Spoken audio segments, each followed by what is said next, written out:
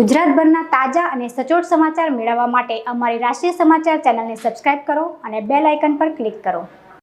અયોધ્યા ખાતે મર્યાદા પુરુષોત્તમ ભગવાન શ્રી રામચંદ્રજીના મંદિરના પ્રાણ પ્રતિષ્ઠા મહોત્સવ પ્રસંગે રામચોક, ઘોડદોડ રોડ, દેસાઈ એડવર્ટાઇઝિંગ દ્વારા એસએમસીના સહયોગથી આઈલેન્ડના લોકાર્પણ સમારોહનો યોજવામાં આવ્યો હતો, જેમાં ભાજપના અગ્રણી છોટુ પાટીલ, માજી મેયર રાજેન્દ્ર દેસાઈ સહિતના મહાનુભાવો ઉપસ્થિત રહ્યા હતા।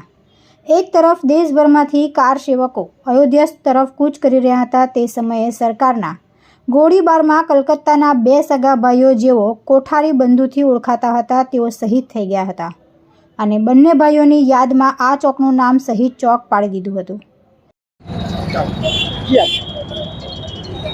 આજે સમગ્ર વિશ્વ રામ મંદિર અયોધ્યામાં જે પ્રાણ પ્રતિષ્ઠા મહોત્સવ આજે ઉજવાયો છે, એનો આપણે નજારો જો એની યાદ તાજી કરવા માટે આજે રામચોક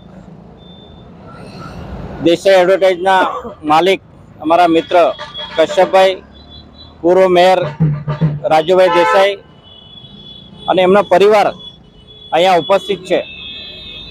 આજે 1990માં પહેલીવાર કાર સેવકો પર હુમલો થયેલો, કોઠારી બંધુ શહીદ થયેલા, ત્યારે આ એક ચોક એમના યાદમાં બનાવેલો અને રાતોરાત અહીંયા રામધૂનનો કાર્યક્રમ રાખવામાં આવ્યો હતો।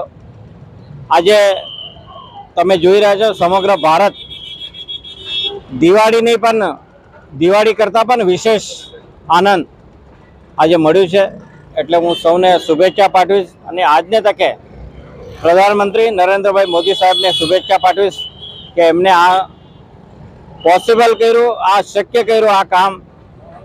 એ સિવાય હું વાત કરીશ, જેટલા બી ધાર્મિક સ્થળો છે, પહેલાં જવામાં એટલી તકલીફ થતી હતી ત્યાં દર્શન કરવામાં, દરેક ધાર્મિક સ્થળો એક સુંદર એના રસ્તાઓ હોય કે એના કોરિડોર હોય બનાવીને આજે ધાર્મિકતા કોને કહેવાય લાગણીઓ દુભાતી હતી, એ મોદી સાહેબે તમામ ધાર્મિક સ્થળોને ડેવલપ કર્યો છે।